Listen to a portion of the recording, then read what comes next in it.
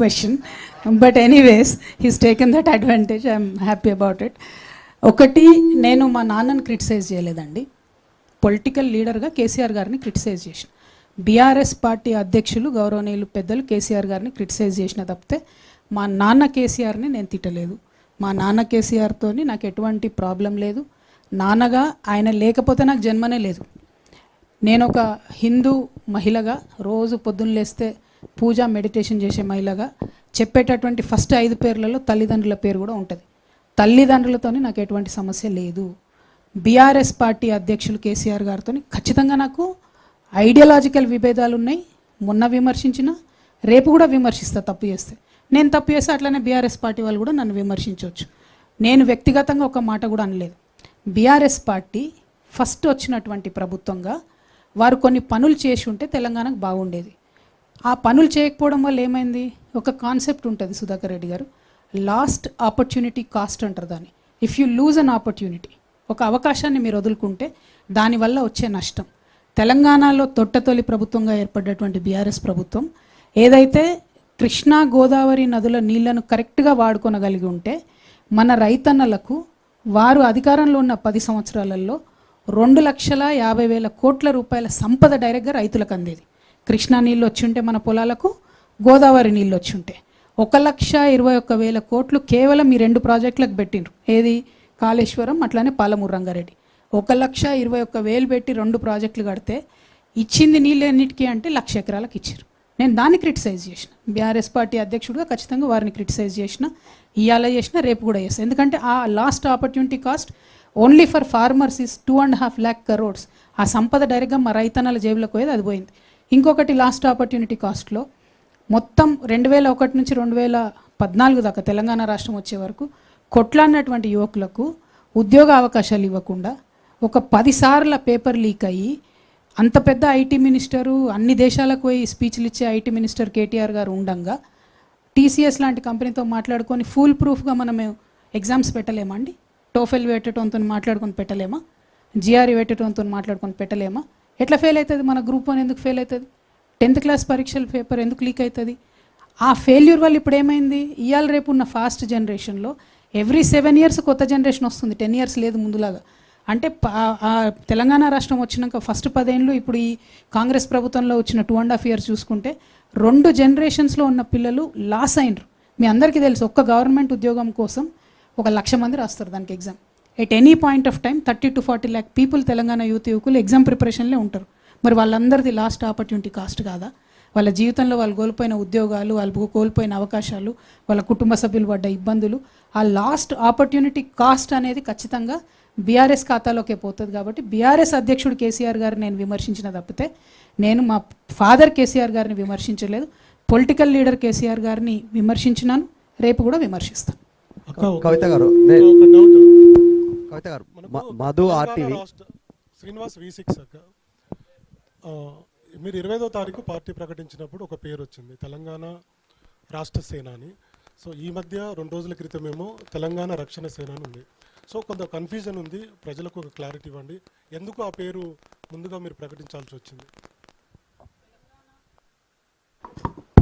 తెలంగాణ రక్షణ సేన అన్నది ఎన్నికల కమిషను మాకు ఇచ్చినటువంటి పేరు. ఆ లాయర్ గారితో మాట్లాడి వారి పర్మిషన్తోనే మేము కండువాలు కానీ పేర్లు కానీ అఫీషియల్గా వాడుకుంటా ఉన్నాం.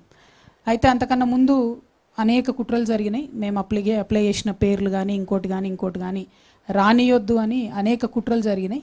కాబట్టి చాలా వ్యూహాత్మకంగా మేము అనేకమైన టాక్టిక్స్ పాల్గొంటూ వచ్చినాం, అనేకమైన టాక్టిక్స్ని చేసుకుంటూ వచ్చినాం. అట్లా రావడం ద్వారానే ఫైనల్గా మా అప్లికేషన్, మేము తెలంగాణ ప్రజా జాగృతితో పెట్టుకున్న అప్లికేషన్ ఏదైతుందో అది మంచిగా ముందుకెళ్ళడం జరిగింది. లేకపోతే అక్కడ కూడా అనేకమైన కుట్రలు జరిగినాయని తెలిసింది. కాబట్టి లాంచ్ రోజు ఆ టైం ముహూర్తం సెంటిమెంట్ కాబట్టి నేను ఆ టైంకి అనౌన్స్ చేసిన. పేరు మాత్రం వ్యూహాత్మకంగానే రకరకాలుగా చెప్తూ వచ్చినాం. బట్ అల్టిమేట్గా ఎన్నికల సంఘం నుండి మాకు వచ్చిన పేరు తెలంగాణ రక్షణ సేన. అంటే టీఆర్ఎస్ అనేది నిజంగా నాకే రాసి పెట్టున్నట్టుంది బ్రదర్. అది నేను 3rd choice పెట్టిన, ఫస్ట్ చాయిస్ పెట్టలేదు, 2nd choice పెట్టలేదు. 5 పేర్లు అడితే అందులో టీఆర్ఎస్ అనే పేరు వాళ్ళు వెతికి మరీ రక్షణ సేన ఇచ్చిండ్రు. కాబట్టి ఐఎమ్ హ్యాపీ. దేవుడు దయ ఉంది, దైవ నిర్ణయంగా నేను భావిస్తూ ఉన్నా. కాబట్టి తెలంగాణ రక్షణ సేన పేరుతోనే ప్రజల మధ్యలోకి వెళ్తాం, వారి ప్రేమను పొందగలుగుతామని కూడా నేను భావిస్తాను.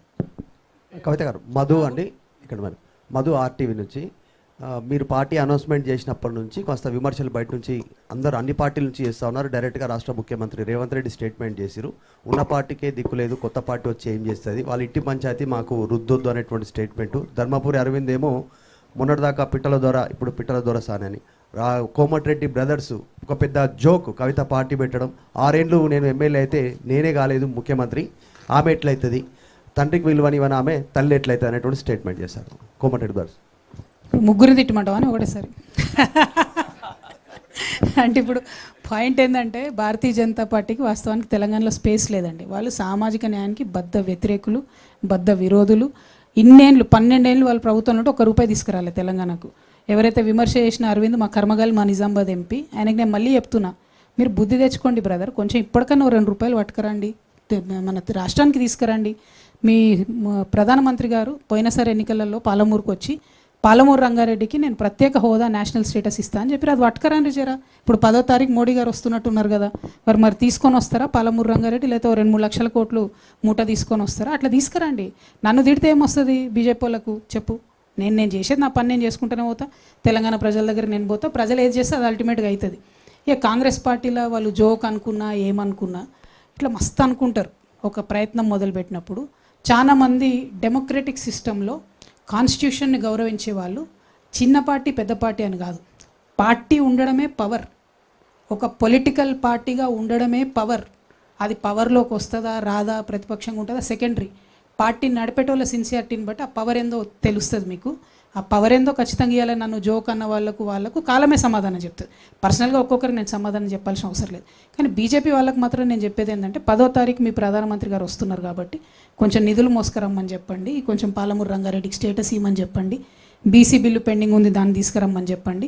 మహిళా బిల్లును అక్కడ తెలిసి ఫెయిల్ అవుతుందని తెలిసి మహిళా బిల్లు ఇంట్రడ్యూస్ చేసిన బీజేపీని మాత్రం ఈ దేశ మహిళలు క్షమించరు, తెలంగాణ మహిళలు అసలుకే క్షమించరు. కాబట్టి ఆ మహిళా బిల్లును జర క్లారిటీ తీసుకొని రండి తప్పితే నా మీద విమర్శ చేస్తే ఏమొస్తుంది. రాహుల్ జీ జీ బోలి. అక్క నేను కరుణాకర్ 10 టీవీ అక్క, కరుణాకర్ 10 టీవీ. హలో. మీరు ఇప్పుడు ప్రస్తుత పరిస్థితుల్లో అప్పు చేస్తే కానీ అభివృద్ధి సంక్షేమ కార్యక్రమాలు అమలు చేయని పరిస్థితి మన రాష్ట్ర ఆర్థిక పరిస్థితి. అటువంటి సమయంలో మీరు ప్రకటించిన పాంచజన్యంలో ప్రధానంగా 2 ఉచిత వైద్యం, ఉచిత విద్య. అంటే మీరు ప్రైవేటు స్కూళ్లకు ఇన్స్టిట్యూషన్స్కి ఫీజులు ప్రభుత్వం కడుతుందా, ప్రైవేట్ హాస్పిటల్స్కి ప్రభుత్వమే ఫీజులు చెల్లిస్తుందా, ఎట్లా మీరు దాన్ని కొంచెం వివరించాలి. 100%. ఇప్పుడు చూడండి బ్రదర్, మీరు అన్నారు అప్పులు తెస్తేనే తెలియదని. ఇప్పుడు as on today this year Telangana expected revenue GST నుంచి ఒక 60,000 కోట్లు వస్తుంది బ్రదర్, ఎక్సైజ్ నుంచి ఒక 50,000 కోట్లు వస్తుంది, పెట్రోల్ అమ్మకాలతో ఒక 19,000 కోట్లు వస్తుంది, ఈ ఇండస్ట్రీస్ ఇచ్చే ట్యాక్స్తో ఒక 10,000 కోట్లు వస్తుంది, నాన్ ట్యాక్స్ రెవెన్యూ ఒక 35,000 crores వస్తుంది. అట్లా ఇప్పుడు మైనింగ్ దీని నుంచి ఒక 8,000 కోట్లు వస్తుంది. సో ఇట్లా మళ్ళీ స్టేట్ డెవల్యూషన్ నుంచి వచ్చే డబ్బులు అవి సపరేట్ వస్తాయి. ఇవన్నీ కూడితే మీకు దాదాపుగా 60-50 1,80,000 కోట్ల దాకా మీకు డైరెక్ట్ మన కళ్ళ ముంగటనే కనబడుతుంది.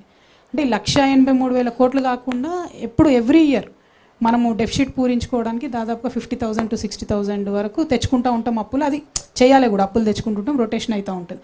సో ఇందులో మనం అప్పులు కట్టేది పోగా, పెన్షన్లు కట్టేది పోగా, ఉద్యోగుల జీతాలకు ఇచ్చేది పోగా, any government will have a wiggle room of about 1 lakh rupees, 1 lakh crore rupees, 1,00,000 కోట్ల రూపాయలు ప్రతి ప్రభుత్వానికి ఉంటుంది. నేను పోయిన ఉగాదికే బడ్జెట్ ప్రవేశపెట్టాను. అందులో కూడా మేము ఏం చెప్పినాం, విద్యకు వైద్యానికి పెద్దపీట మనసుంటే వేయొచ్చు. అందుకే నేను అనేది మదర్లీ టచ్ ఉండాలి, అమ్మతనం ఉండాలి అని అనేది. ఎందుకంటే అత్యంత ఎక్కువగా ప్రజలు ఇలా బాధపడుతున్నది విద్యా వైద్యం. ఖచ్చితంగా ప్రైవేట్లో కూడా ఫీజులు ఎంత ఘోరంగా పెరుగుతున్నాయండి. పోనీ మీరు ఫీజులు ఇయ్యరు, ఫీజు రియంబర్స్మెంట్ ఇయ్యరు, ఒక జీవో ఇవ్వండి దమ్ముంటే. నేను కాంగ్రెస్ గవర్నమెంట్ని సవాల్ చేస్తాను, ఒక్క జీవో ఇవ్వండి, ఈ ఇయర్కి నో ఫీజు హైక్ అని ఒక్క జీవో ఇవ్వండి. ఇక్కడ మీరు కూర్చున్న జర్నలిస్టులు కూడా కడుతున్నారు కదా ఫీజులు, 25%, 30%, 40% పెంచినటువంటి స్కూళ్ళు కూడా ఉన్నాయి. ఒక్క జీవో ఇవ్వండి, అది మీరు చెప్పిన మాటనే కదా, ఫీజు నియంత్రణ చేస్తామని మీరే చెప్పిన మాట కదా. సో ఖచ్చితంగా గవర్నమెంట్లో ఉండే రిగిల్ రూమ్కి నా ప్రాధాన్యత అంశాలు, నా ప్రజలకు కావాల్సిన ప్రాధాన్యత అంశాలు విద్యా వైద్యం. దానికి అవుట్ రైట్గా 30,000 కోట్లు పెట్టినా కూడా, 60,000 కోట్లు పోయినా కూడా, యూత్కి ఇచ్చే లోన్లు ఒక 10,000 కోట్లు పోయినా కూడా, వ్యవసాయానికి ఇచ్చేటటువంటిది ఇంకో 10,000-15,000 కోట్లు పోయినా కూడా, ఇంకో 10,000 కోట్లు కూడా అదనంగా ఉంటాయి. అంటే 1,00,000 కోట్లు నువ్వు ప్రజల కోసం పెట్టాలని అనుకుంటే ఆ బడ్జెట్ అదనంగా ఉంటుంది. నేను లెక్కలు మీకు మీదనే చెప్పిన కదా, ఇంకా డీటెయిల్గా కూర్చొని చేస్తే చాలా అవకాశాలు ఉన్నాయి. కానీ ప్రభుత్వాలకు చేసే చిత్తశుద్ధి లేదు, ఆలోచన లేదు. ఖచ్చితంగా మేము వచ్చినాక విద్యా వైద్యానికి అత్యధిక ప్రాధాన్యత ఇస్తాం, కంప్లీట్ ఫ్రీ ఇస్తాం. మీరు ప్రైవేట్ స్కూల్లో చదువుకుని, ఎందుకంటే వాళ్ళు మా రిసోర్సెస్ కదా, చదువుకొని రేపు పొద్దున వాళ్ళు మనకే సంపాదించి పెడతారు కదా, అంతే స్టేట్కే ఇన్కమ్ వస్తుంది. కాబట్టి ఖచ్చితంగా దాన్ని ప్రాధాన్యత అంశంగా టేకప్ చేస్తాం. Thank you. Hello ma'am, Krishnaveni from TV5. First of all, congratulations ఇంకా all the best. Thank you.